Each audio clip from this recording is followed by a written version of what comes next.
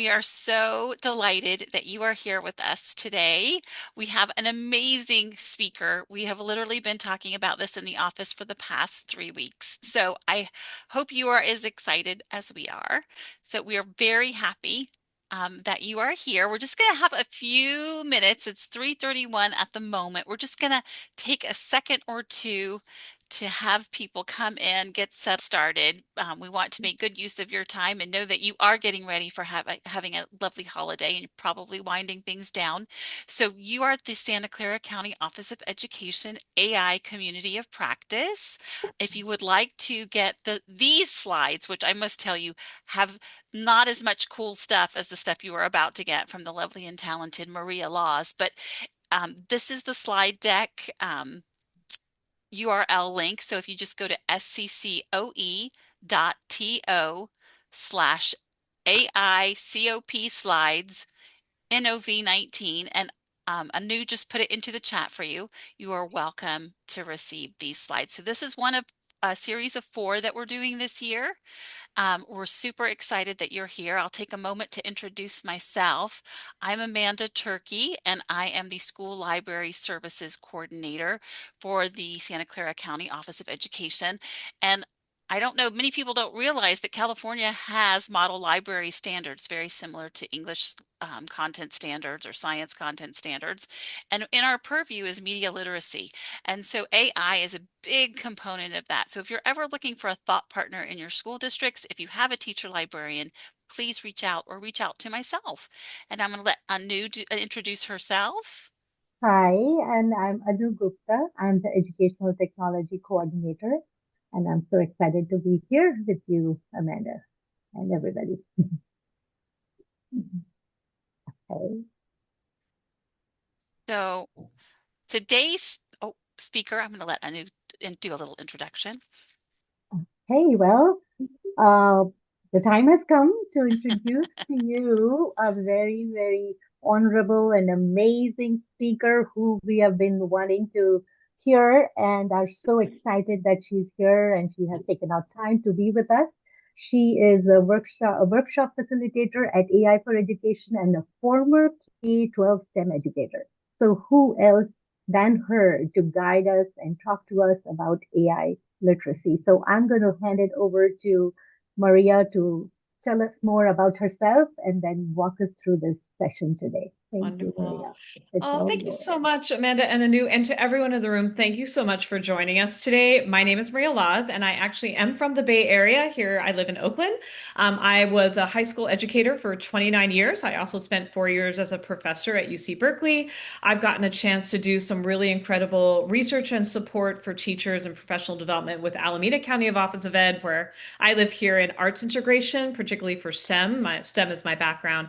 And then I've also gotten to do some really great research projects at Cal and at Stanford. The last few years, I actually spent as an executive in an AI learning company where I actually got to be sort of engineer adjacent. I say I speak engineer, I'm not one, but I had learned quite a bit about AI to the point where I was leading the machine learning cycles to build learning tools.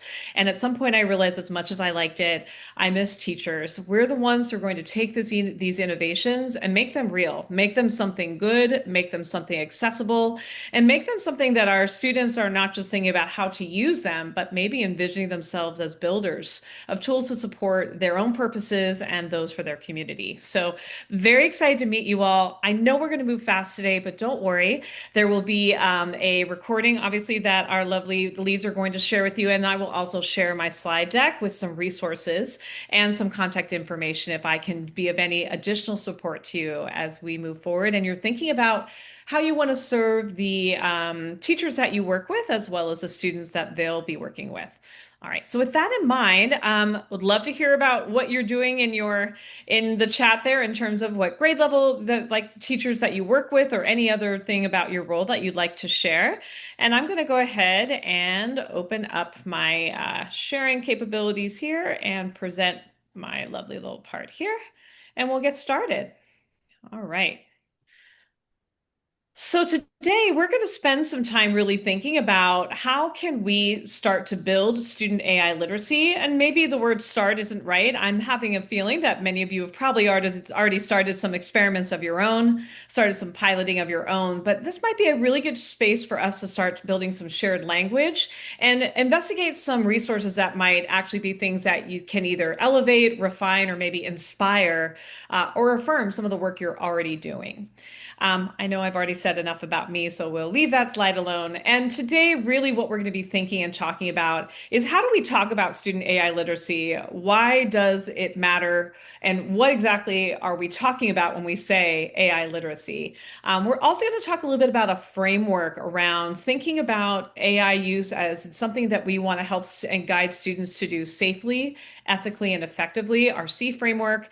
And we want to share with you some of the resources that we've developed with teachers and students in mind and worked with hundreds upon hundreds of educators with to see what is there for you that could be useful to you.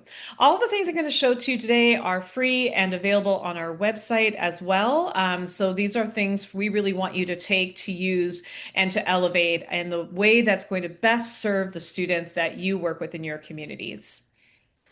And so the first thing that I absolutely would love to know about when we're talking about students in AI, and you can go ahead and put some thoughts in the chat. I have two questions because teachers can never have enough questions, but it's really the same question, which is what are the conversations that you're either overhearing students say about AI?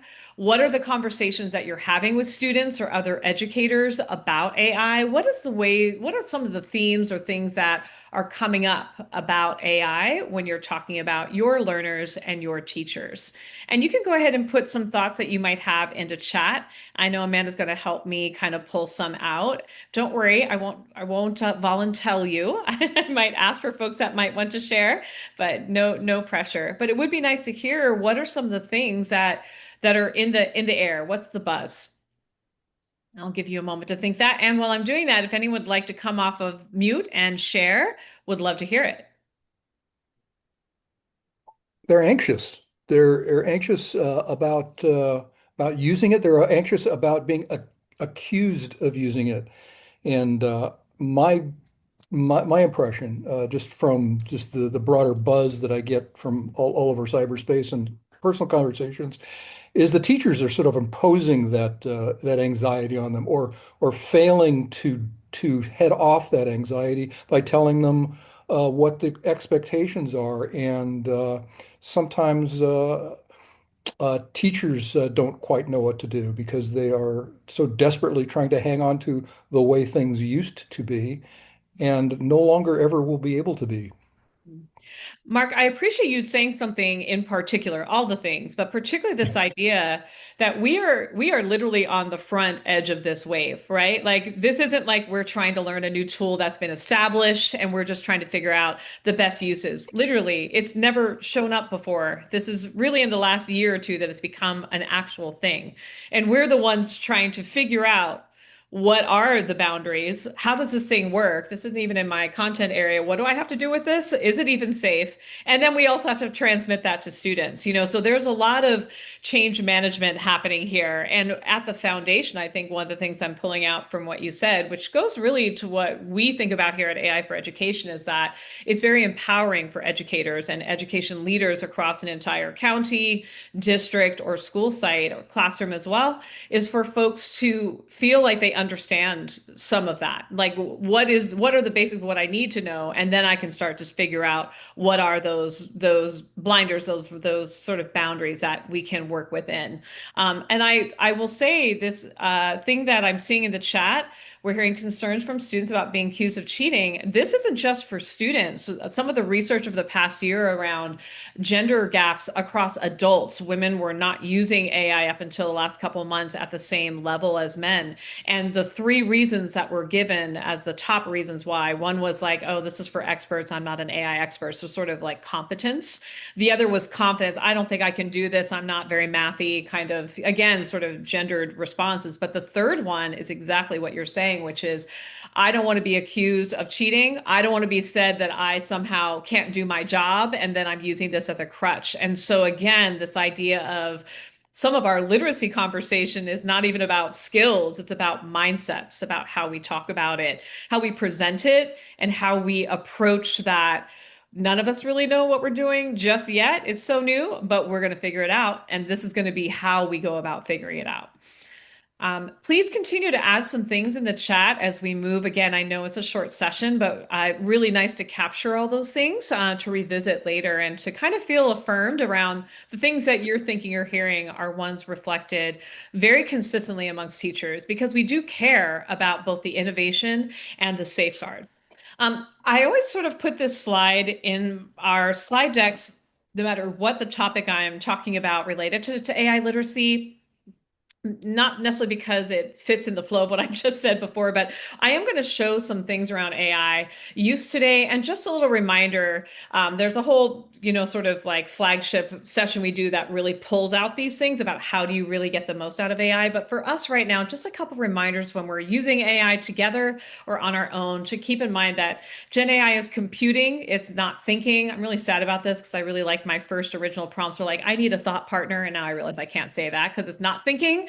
It's using its probabilistic kind of methodology. So if I say the sky is blank, y'all know what it's going to say, right? What's the word it's going to say? It's probably going to say blue. Unless I say it's raining blank, hallelujah, it better say men and say nothing about blue, right? Or that spaghetti and meatballs book, it's going to tell me it's, cloudy with the side of meatballs. If you add more context, you change the probability of the answer you get.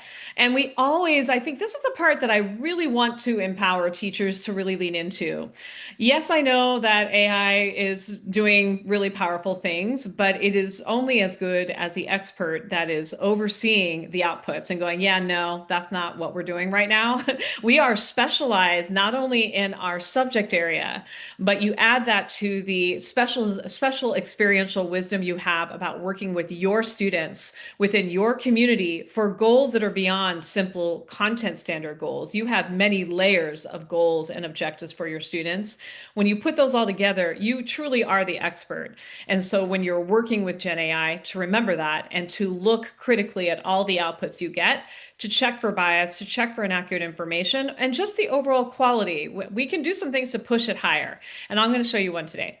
And then, as always, safeguarding personal information. If you've got an enterprise account, that changes a little bit in terms of what you can or what you need to worry about or not. But I would say, even when I'm doing things in Gen AI, just like say ChatGPT, I wanted to make a new LinkedIn blurb about myself, and I put in my resume and got just a terrible response. I was a keynote speaker in Zimbabwe for AI empowerment for women business owners. Pretty awesome to get to go to Zimbabwe. And it said that I attended the conference and I almost fell down.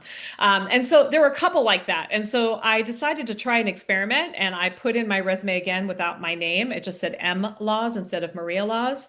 And I got a completely different result.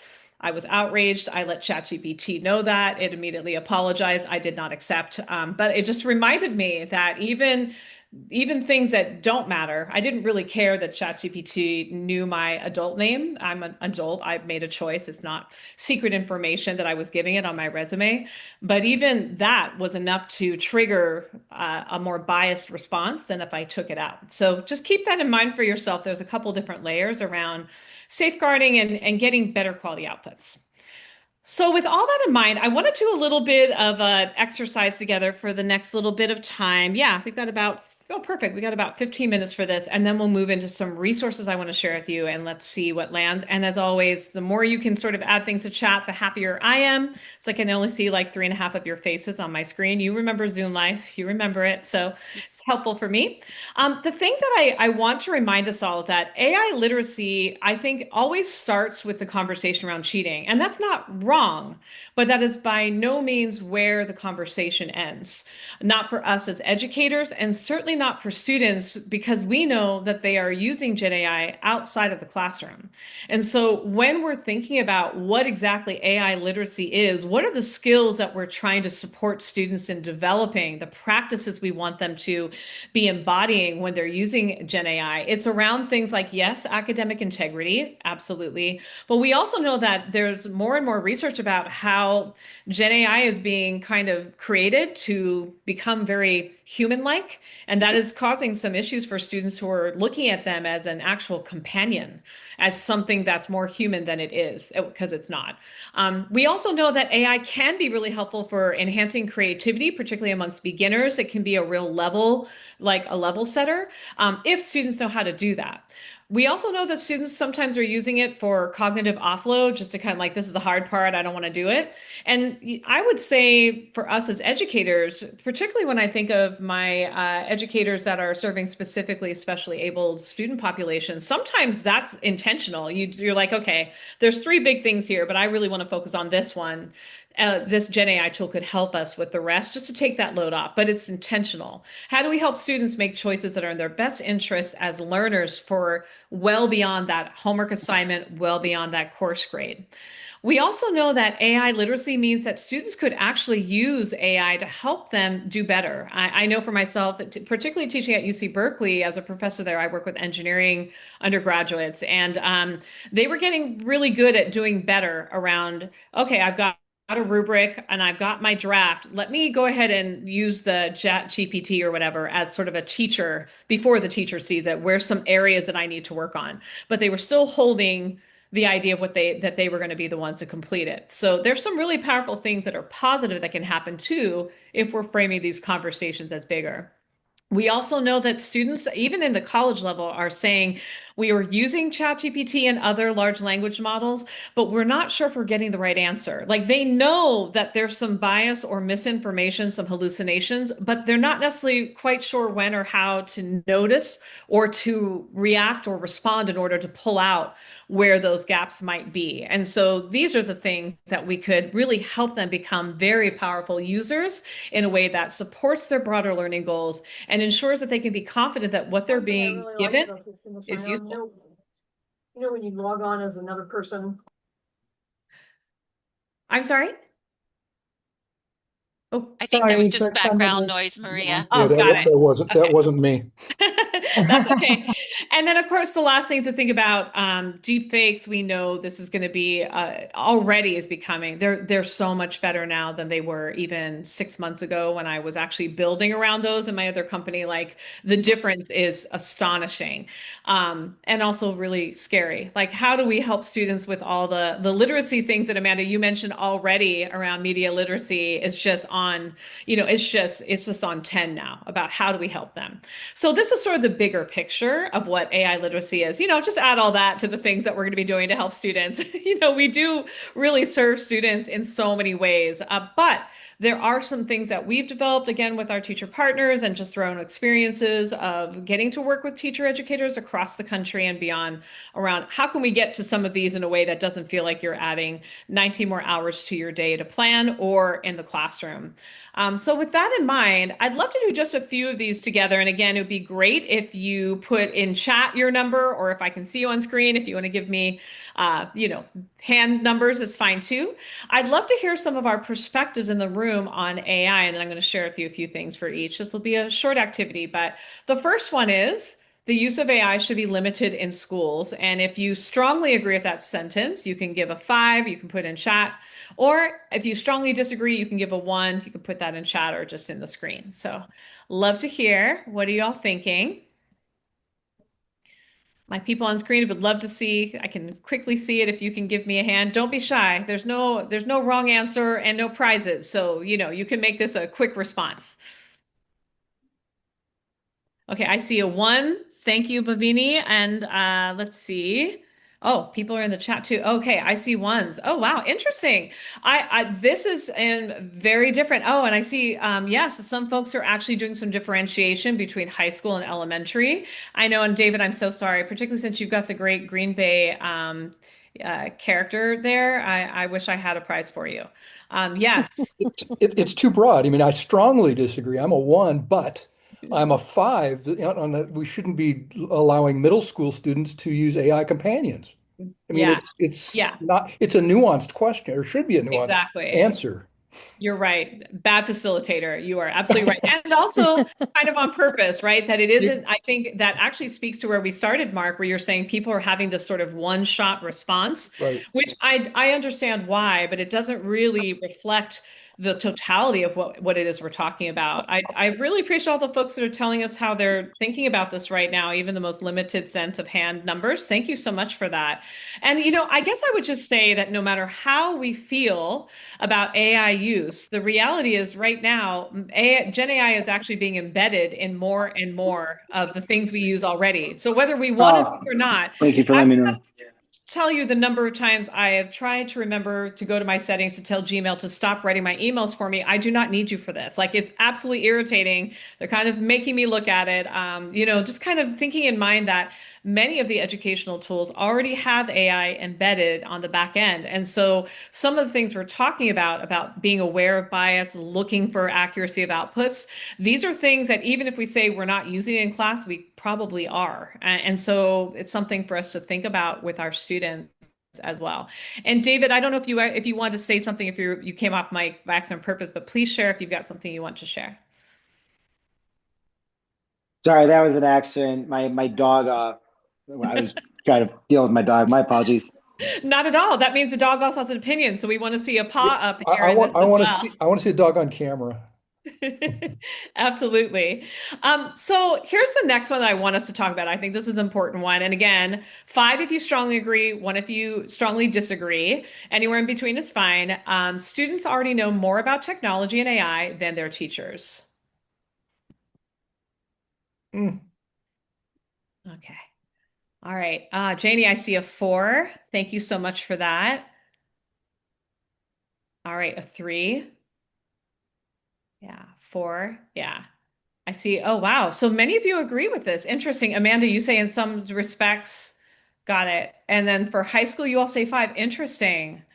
mm. Interesting. I totally disagree with almost everyone in this room. So which is fine. You know your folks well enough, but I would challenge us on this, which is there does seem to be a difference between being a digital native Mm. where they've grown up with screens and being digitally literate. I'm just going to impress that upon us that I don't know how many times y'all have had this experience, even when I was leaving the classroom just like 2, 3 years ago. Um, how many times I had to tell them or show them how to give me access permission so I don't have to request it for the 35 docs for 5 different periods. My head's going to explode. I can't take it anymore. Just a lot of gaps. They know how to do some of the things for some of the things that they care about. But in terms of for the purposes that we want to use them for learning, I'm not sure that I agree that they're at that five level. We also know that they are so as I've noticed this for myself, particularly with my high school students, they have such vocabulary. They like to read. They're curious about big things. They've got vocabulary that can almost be a mask and keep us from remembering that despite those big words, they are still maturity level well below what their vocabulary is appearing to be. And so this idea that they are much more likely to be victimized by scams such as phishing and identity theft than you and I.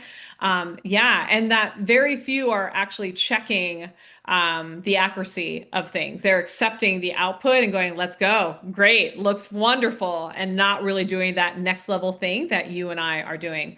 We're updating our studies here, but really, this is that they're not going to be much different in terms of we're still seeing that. I expect some of these things will move in the next year or so because so many more schools are thinking more intentionally about how they want to address it directly. Yeah, this is very big, and I would say this first part. Some of this I think sort of went away during COVID when we definitely had a lot more technology coming into people's homes due to necessity. But still, the digital divide is real, and if you don't have the access, either the hardware or the money for these fancier things to really dig in, you're not going to have that background. And no matter what their background is, I always think to myself, there's no ceiling, right? We can always help elevate and get them thinking a little bit more about what's possible. All right, we're almost at the end of our piece here. Our next one is teaching students how to use AI properly will encourage them to cheat or to do more of that cognitive offloading. Are we helping them be better at doing the things we don't want with Gen AI if we tell them about it? So five, you agree. If we tell them too much, it's going to go awry. Or number one, you don't agree with that at all. Let's see what we got. All right. Okay, I see some lower numbers here on the disagree side. Yeah, that keyword is properly, Mark. You are on point. Again, prizes for someone else if I had them. Yes. If there were donuts, you all would have all of them. Okay, I feel like we've done well on this one here. Absolutely. I think there's a couple things that happen. When I was working with a college recently, and one of the things that came up is if we take off the entire intensity around the cheating conversation, not that we shouldn't be talking about cheating or academic integrity, but if we make it more of a kind of a neutral space to discuss things, students are more likely to share how they're actually using it. And then we have a chance to mitigate, disrupt, or transform what they're doing to align with these higher purpose-driven ideas, right? So I think that this idea that if they know more, they're going to know how to do bad things more. Well, I mean, maybe that's the same 8% that would have done that anyway, maybe a little sooner. But really, if we're talking about the most of our students, a little bit more knowledge is going to help guide them in the correct way. And you'll get to hear more what they're actually doing to then diagnose and support in real time with them. And I think that that is that is where we really shine in those moments where we have built a trusted relationship and can have difficult conversations in a calm and in welcoming, inclusive way for students to move them from the dark side. I'm kidding. To move them to the space where we know it's going to really help serve them, right? Because at the end of the day, these are coaching conversations around what we want for them to have for themselves, right? This is not about cheating in and of itself. It's about a bigger, what are we really doing here? What's your goal here? Your goal is to go leave here with more capabilities. Let's figure out how this could help you and the things that you're doing that are going to not help you. And just a little bit more about that, this right here does have some cheating behavior statistics. I actually was just reading a more recent one, a 2025 study from Chegg Institute. They were looking at college freshmen, but I think it's really important for me to share this with you as we upgrade this slide with things happening this year as more data is coming out at the end of the year. Um, that over 60% of students were trying to use AI tools for learning. They really were. Like the over 6%, I've used this for learning. Here's like the 5 big things I'm trying. But then they also, over 65% said, I'm not sure if the answers are right. And then over 70% of those students over, multiple countries, a couple thousand folks that responded, they were requesting more education focused AI tools. So our students are not just always thinking about cheating and getting around, like they really are seeing this as a potential thing that could help them. But they're not quite sure which things to use that would actually help them, or if they're getting the best help that they could. If they knew more, they would do better. So there's some really, I think, motivating and inspiring things, hopeful things for us to remember that students do care and are invested in their future, even in these younger ages. And we have some real opportunities to support them in their habits and practices for the rest of their life. No pressure, but it's what we do. So it's good. All right, so we all passed. I think we did well. And so, what I want to do right now with our time, so we're at 4 o'clock. This is perfect. So, I want to share with you a couple different resources that we have on our website. I want to get you a chance to look at them. If we had more time, we'd actually do some breakout room with them. But I think for now, this will be a good starting point for you to go back and bookmark things that you want to look at.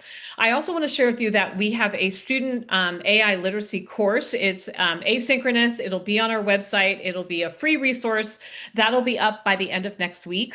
So we've been working very hard on it. So there's a reason for you to come back to it after we're done this week, after you've had your Thanksgiving turkey. If you're really interested in moving into already that space of, okay, I want to share this with students, it'll be there for you.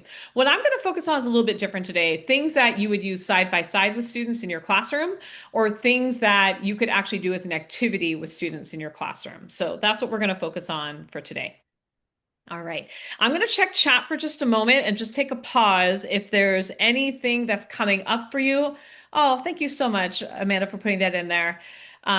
Yeah, I really appreciate seeing the comments on here, Mark. That's interesting. Yeah, absolutely. Many are quite concerned about doing it right and hurting themselves competitively. I'd love to hear more about that, Mark, if you want to add a few more comments in the chat. I'm sorry, I do have to keep moving, but we'll have time to come back to that at the end if you'd like. All right. Oh, more on here. Thank you. Okay. So I'm going to go ahead and just for a moment, this is what I'd like to spend just a moment on if we could, which is it's important for us to kind of agree what AI literacy is. We don't actually have to agree, but at least for our purposes today, that we know we're talking about the same thing. So right now, I'd love for you to be thinking about what skills and mindsets to come to mind for you when you think of someone who's AI literate? Like, how are they approaching it? What are they doing? Those are kind of the two related questions I have. When you think of someone who is AI literate, a student who is practicing good AI literacy, what are they doing and what's their mindset around it? And I'd love to hear from someone if they would be welcome to come off mic, and that includes Anu and Amanda. If you've got some thoughts, I see the faces on my screen are Kira, Janie, Preetha, Aaron. It's no pressure. I'm just saying I see you. Lovely smiles. Would love to hear from you if there's something you'd be willing to share. I think the biggest skill set that I see is how to effectively prompt, because I don't think they realize the nuance and even the critical thinking that goes into the asking.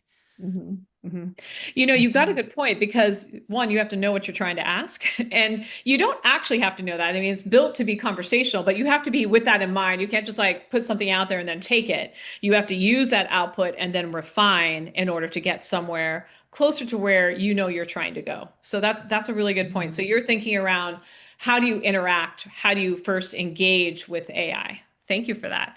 Anyone else like to share something? Aaron, I saw you come back on screen with a big smile.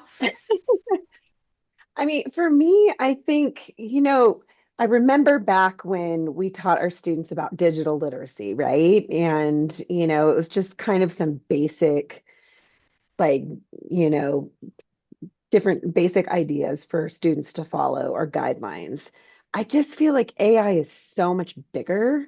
And I mean, it really could be like a whole unit that you teach students to really help them to be literate. So I'm just wondering if there's something on the horizon just to kind of, help teachers because like like our poll showed, like a lot of teachers don't really know Mhm. about this themselves. So, how do they teach students and help students to be, responsible? It's I just it's think you bring tricky. up great points, Aaron. And definitely one of the another college I was working with was like, you know what? We were really thinking about, we had 6 sessions together over 2 months, so an hour and a half each time. We were really pretty much digging deep into some very specialized topics. And at the end, we started talking about how could this wind up for the university as like that freshman orientation class. Do you remember the one where they told you how much every hour of your tuition goes if you miss class, kind of thing? That one, and help with time management and making friends, that this could be literally a unit around that could be helpful and layered into all their courses. Absolutely. This is too much for any one teacher to try to do on their own. So what I want to show you today is sort of some things that you could pull out for yourself. And we can use AI to actually design it to be in the time frame that you have. But I think to your bigger point, our company we really do focus on teachers for a reason because we, in order to lead the literacy, have to be much more literate ourselves. And that just really, I mean, it takes some critical mindsets, but it takes sitting down and trying things out, experimenting. So I think you're really onto something about providing those AI literacy moments for teachers so that they can better drive that for students. And for us, when we're thinking about AI literacy, we're talking about knowledge about how AI works. We're talking about the prompting piece of it. What are the things you do when you're engaging with AI? But also that mindset of discovery. One of the things that I've noticed that can be, I'm sure it comes up with students too, but most of my work at this point is with educators. And I've noticed something that for the kind of AI explorer mindset, when you hit a bump where you're like, oh, that's not what I wanted, you go, oh, I'll try something new. But for many educators, maybe because it's so new, they're not feeling that confident or they're tired because they got many other things that are on their plate to do. That speed bump is like a stop sign. And they're like, oh, wow, I didn't get what I needed. And they move on. So, this idea of how do we help people build that? I don't really like the word resiliency because it sounds like you hit a crisis, and Gen AI, like you prompting, is not a crisis. So, let's just say that this mindset of exploring, discovery, as opposed to I tried something and it failed. This really, it is asking us to be very much growth mindset, Dr. Dweck's work from Stanford. That's really what we're asking of both educators and students. And sometimes it's harder from educators because we are holding it from a place of supposed to being the expert. It's hard to feel both of those things in front of an audience. When we're talking about this for us, we think of this in two big pieces to your point, Erin. The first is we need to teach whoever our learner is, whether it be educators or students, we need to teach them the foundational knowledge about Gen AI, meaning how does it work? What is the difference between AI and Gen AI? What is this kind of bottleneck of training data, which is where we see hallucinations and bias happening because of what it's pulling from, right? However good or bad that is. And then also too thinking about what are the capabilities that Gen AI can give us that we didn't have before this particular brand or version of AI came about. And then, of course, I think for educators in particular, one of the things we're focused on to supporting students is to be looking for the flags of those limitations. Don't accept the first thing you get. This is what you want to do instead. How do you interrogate for bias or for missing? I think that's a part of bias that we often don't talk about too, how often there's missing pieces, right? And even for me, the limitations of AI, when I had my resume in there, it saw Maria, saw I was a teacher, and went to these really helpful things. Like I was a director of a teacher institute here in California for environmental education. It's instead of saying I was a director, instead of saying all the metrics for that, it said I helped teachers learn about the environment. So it did some things, but if I were a student, I don't know that I would have flagged it. I'm like, well, I did do that, but that doesn't serve my purpose for a LinkedIn. That does not get me anywhere to meet the people I need to meet in order to move forward in that area. So I think this is really foundational knowledge, and really the foundational knowledge. The other part that we really think about is what we call the C framework, which is around helping students actually apply that foundational knowledge when they're using it day to day. And when I think, Amanda, your point around effectively, that they know how to prompt, that's a big one right there. And also, too, I would say the other part of effectively for me is I do quite a bit of experimenting with Gen AI tools all of the time, all the time, ever since I left the classroom in both my executive position and then here in my facilitator and content developer role. There are just some things that it's not worth moving forward with. Like the Gen AI tool is not the one, and I'm not going to use it for that. So knowing when to say no is another effective tool that sometimes I can push it to do what I want, but it's going to take me a lot longer than if I just did it myself, right? So there's decision making there and effective. Ethically, this is really around academic integrity, really aligning to your purpose. What are we doing in this classroom? Why am I here? What am I trying to get out of this class? Does using Gen AI in this scenario actually move me forward? Or effectively is it holding me back? Those are the bigger kind of character and personality, student-centered conversations that really we elevate them to be like really centering their learning journey versus just trying to finish an assignment. And then also thinking around the ethics of do no harm mindset, expanding ethical issue awareness, like this idea of companions. I think it's been a really big one for us because parent groups and teachers, educator leaders all around the country are really concerned about the way that AI is getting more and more designed to seem like a friend, both in text and in real voice. And it's confusing our students of every age, not just the young ones, K-5. So how do we help them understand that and move forward with that? And then that also goes into safely. So this idea of safety in terms of the AI companion piece, but also maintaining a healthy balance for us as educators designing learning for students and also students. Your whole entire learning life should not be with a Gen AI tool. Like there are reasons that we collaborate. There's reasons we talk to other people. Even though I know we're past the point of anyone ever answering their phone anymore. Have you all noticed that? Like I have to text people. I have to warn them I'm going to call them unless it's my mom. It's fairly humorous to me, right? So I understand there's been some cultural shifts, but still, in workplaces and in learning places, we talk to each other for a reason, beyond just the learning of content material itself. And so this idea of that really goes into this part of safely. All right, so with that in mind, whew, we have moved fast, but I feel good about where we are with time. I want to show you some resources if that's okay with you. And so I'll do that. And of course, we'll put these into chat for you as well. And I'm going to go ahead and switch out my screen here so I can show you where to find things on the website so that you know. All these things are free to use. So that's how we do things. We want things to be accessible. So if you go to aiforeducation.io, and I'll put this in the chat for you since I have it up right here. There we go. And again, you can just watch on the screen for now. Oh, thank you, Amanda. You are so quick. And Amanda, I would love to talk to you about climate concerns. I have a lot of international experience I didn't talk about earlier. Would love to talk to you about that. It might be a really fun lesson for us. I just decided something new I want to do now with you. So there's some really interesting lesson ideas I have in mind about that move beyond just the American impact on that. When we get to this particular website, you can see right here under Resource Hub, that's where I'm going to take you right now. So I'm going to show you a few things. If you want to just watch, great. If you're someone who likes to multitask and peruse yourself too, because you're independent and you don't want to wait for me, I might be too slow, that is also fine. But if I could, I'm going to show you something that's not in my slide deck necessarily as a slide, but I want to show you our prompt library. And Amanda, this one's for you. We have done a lot of work here. In fact, this is how the company started. Our CEO and co-founder, Amanda, literally was a teacher at the time and started building out a prompt library. And not that you couldn't figure out for yourself in your own context how to get the most out of Gen AI, but it's a matter of time, right? Can we help you build out prompts so that you can get there faster? And so, for example, for lesson planning, anytime you go to any of these, let's just say I'm going to take I think I want to do a rubrics one if I can find it. Oh yeah. Oh, that's an interesting one. Yeah, this is a really good one. I like this one. So, I think, yeah, if I want to do this right here, you'll see that every single one of the prompts is the same.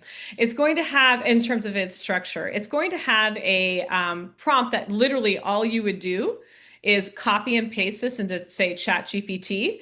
And anytime you saw a bracket with capital letters, you'd fill in your context, your grade level, your subject area, and any other additional information. But we've tested all these ourselves and we get really good output from it. So it's a good starter for you and other educators that you know. And then there's always an example prompt afterwards. You can kind of see what it's like.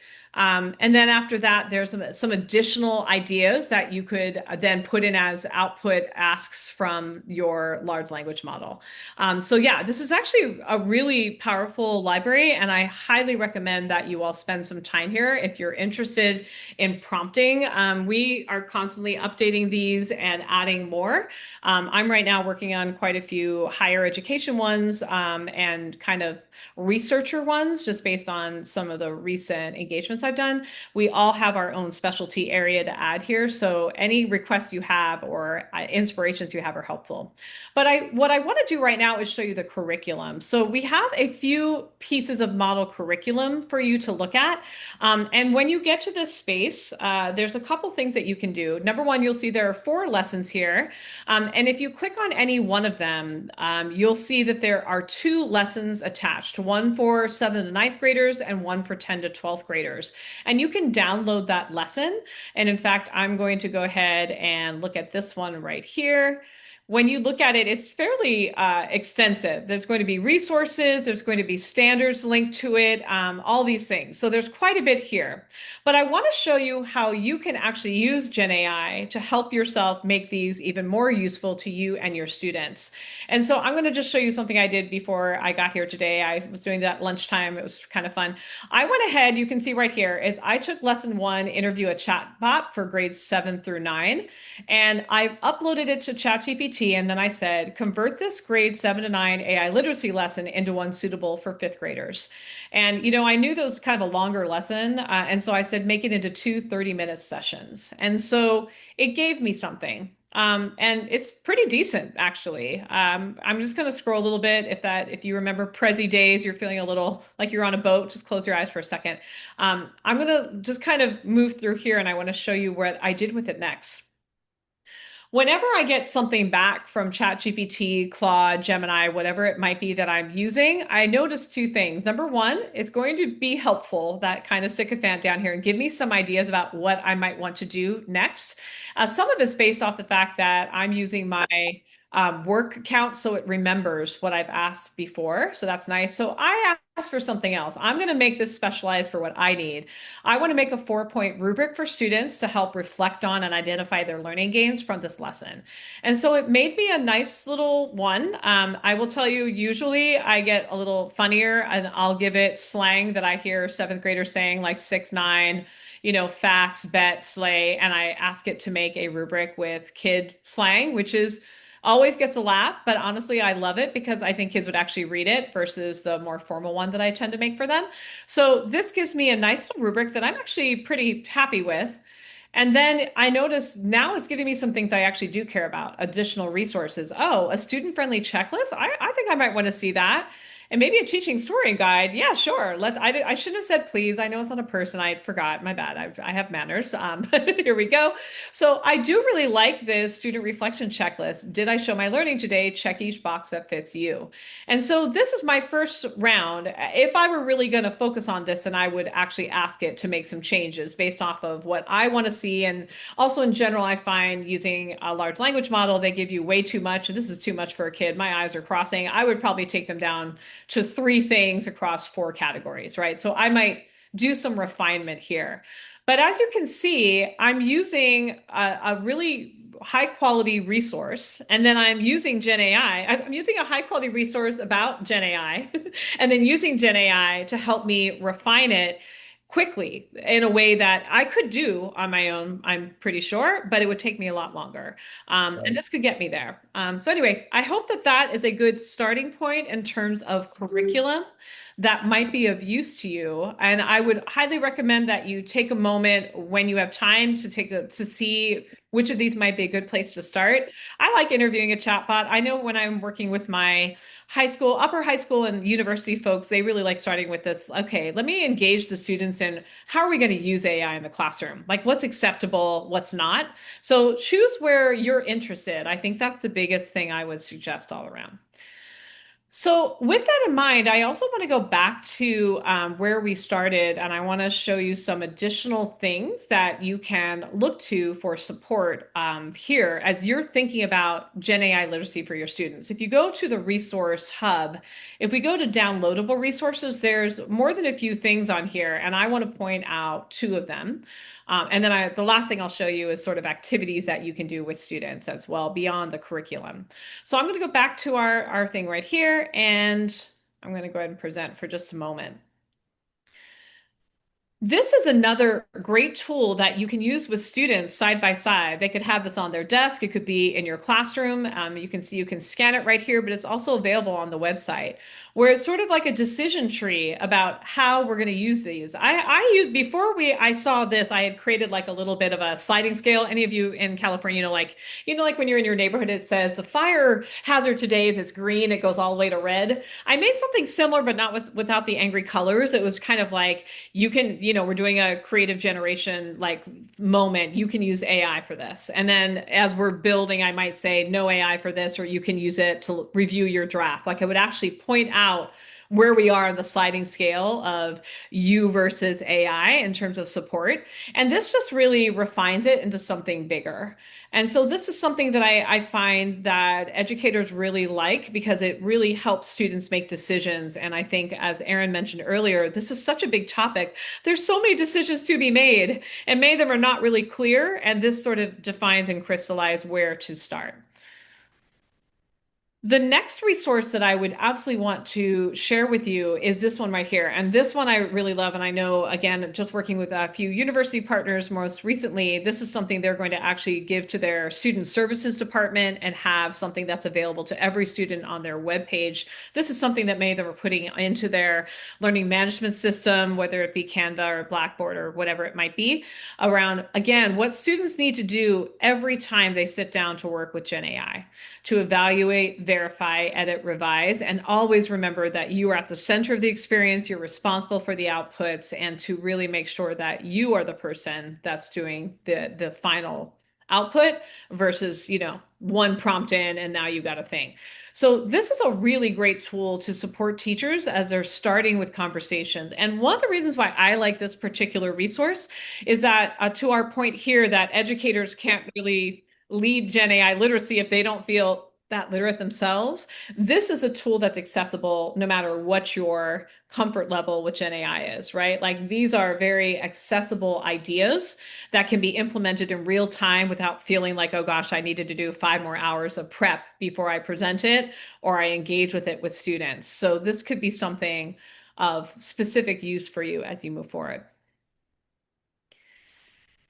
And then the last one is a little bit more complex. I really like this because I've actually had high school teachers who have high school age students. When I ask them, what are students saying about AI, they refer to their own children because they had the most conversations with them, and it made sense to me, right? Because there's a acceptance level of being able to be honest about how they're using AI. And more than a few of those children, also we have to remember it's a select pool. If you're a kid of a teacher, my mom was my chemistry teacher. You might be moving in a different way than like the general population. And A minus was a family meeting. I'll just say there's that part. But that was more than one of these folks that said that their children were actually using it in a way that one of these right here, where they would input their draft of an assignment with the rubric that their teacher had given them and ask for feedback from Gen AI in order to help drive their second draft. So they still did it themselves. They didn't ask for a second draft, but they asked for feedback. I did something like somewhat related to this just for myself when I moved out of the classroom, was being more of a thought leader and being on stages and having to write for different publications and such, where I put some of my speeches that had gotten, good applause or whatever. And I said, evaluate these three and find the five main positive things, like what are the top five things about my writing. And then I said, give it to me in a chart form, because I don't know if you all notice around ChatGPT, it gives you like dissertation level essays. You're like, I do not have that kind of time. So I try to limit the output a little bit. And then I said, add another column and give me an example. Now add a column for improvements. And so then I used that as sort of, it was very empowering for me to see some things I was doing well consistently and deciding how to build those out. And then I could use that rubric that I built about myself that I liked about the outputs. And I used that for a new speech I was making. Where do these things show up? Where do I need to shore it up? So there's some really cool things to do here in a variety of educational settings with your students. So this is another one in our resource area. So let me make sure that I'm showing that to you. And I know we're almost at the end of our deck. Anu and Amanda, we are literally on point. I've got about a minute or so left to go. But again, when you're here in this, and I'll make sure you can see where we are. Yeah, the resource hub under downloadable resources, all three of the things I just showed you around the decision tree and the activities are all in here, along with other things that you can share with parents, overall overview of prompting strategies. There's some really good stuff here. I'm really proud of what's in our hub here for you. And I'm excited to see how it might align with what you're already starting or where your mind is already going that you want to focus in on. So I would say that's my biggest thing. Don't try to read all the things. Pick something of interest to you and just dig in there. That's going to have a lot of value as you start to build out your thinking and programming. Whew. Well, we are almost at the end of our time. I want to share two small things, and then I'm going to hand it back over to Anu and to Amanda.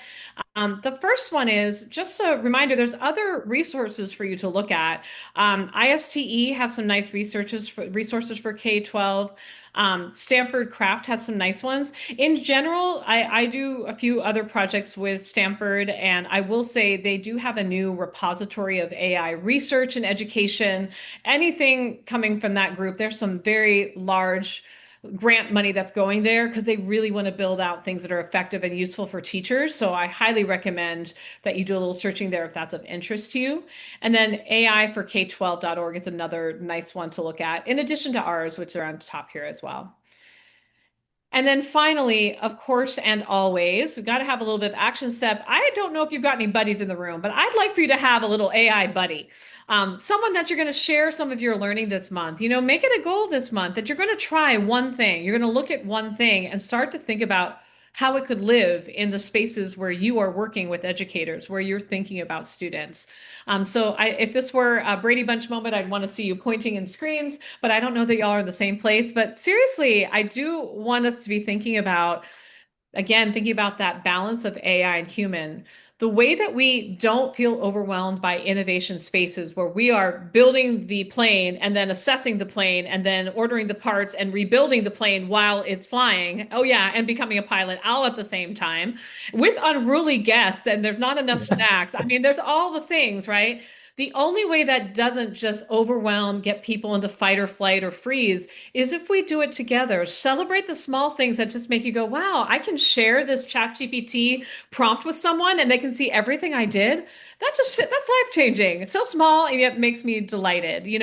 Find those moments with others, and that's what's going to help us move forward in a way that's sustainable, manageable, and doesn't make you grumpy and mad at those two letters of the alphabet.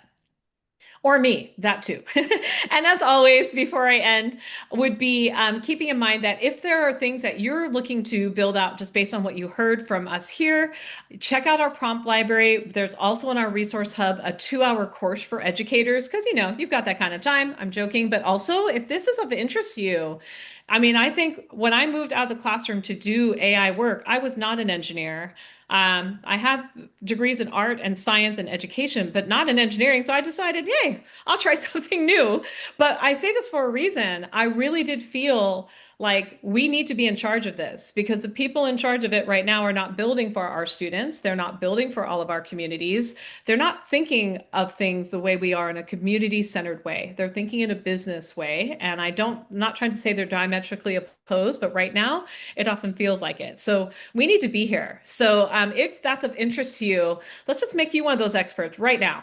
And then, of course, if you want to hear about what's the latest happening, it's not going to be like a reading a People magazine, but still, if you want all the hot tips and tricks and news and faces, our newsletter is on point. And it's not going to be something every day, once a week, just the top 5 things that are happening for teachers, learners, and AI.